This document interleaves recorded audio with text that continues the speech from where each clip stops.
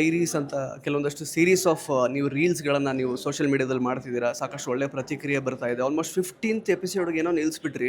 So ಯಾಕೆ ಅಲ್ಲಿಗೆ ನಿಲ್ಲಿಸಿದ್ರಿ, ಮುಂದಕ್ಕೆ ಇನ್ನೇನು ಹೇಳಲಿಕ್ಕಿಲ್ವಾ ಹೇಗೆ ಅಂತ?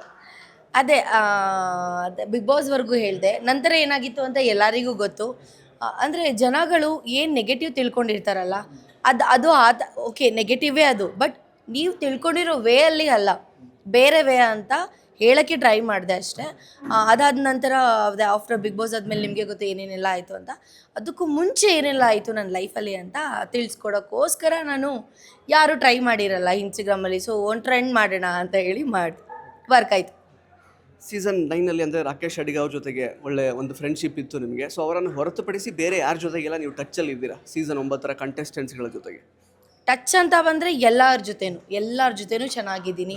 ಕೆಲವೊಂದಷ್ಟು ನಮ್ಮ 1 ವೀಕ್ ಒಂದ್ಸಲ ಮಾತಾಡ್ತೀವಿ, ಮಂತ್ಲಿ ಒಂದ್ಸಲ ಪಾರ್ಟಿ ಮಾಡ್ತೀವಿ, ಹೌಸ್ ಪಾರ್ಟಿ ಮಾಡ್ಬೋದು, ಕ್ಲಬ್ ಪಾರ್ಟಿ ಮಾಡ್ಬೋದು. ಬಟ್ ಯಾರ ಹತ್ರನೂ ನಾನು ಮನಸ್ತಾಪ ಮಾಡ್ಕೊಳ್ಳಲ್ಲ. ನನಗೆ ಇಷ್ಟ ಇಲ್ಲ ಅಂದರೆ ದೂರ ಆಗಿಬಿಡ್ತೀನಿ. ಬಿಟ್ಟರೆ ಜಗಳ ಮಾಡ್ಕೊಳ್ಳೋದು ಅದೆಲ್ಲ ನಾನು ಮಾಡೋದೇ ಇಲ್ಲ. ಬಟ್ ದೇವ್ರ ದಯದಿಂದ ಎಲ್ಲರ ಜೊತೆನೂ ಚೆನ್ನಾಗಿದ್ದೀನಿ, ಎಲ್ಲರ ಜೊತೆ ಖುಷಿಯಾಗಿದ್ದೀನಿ.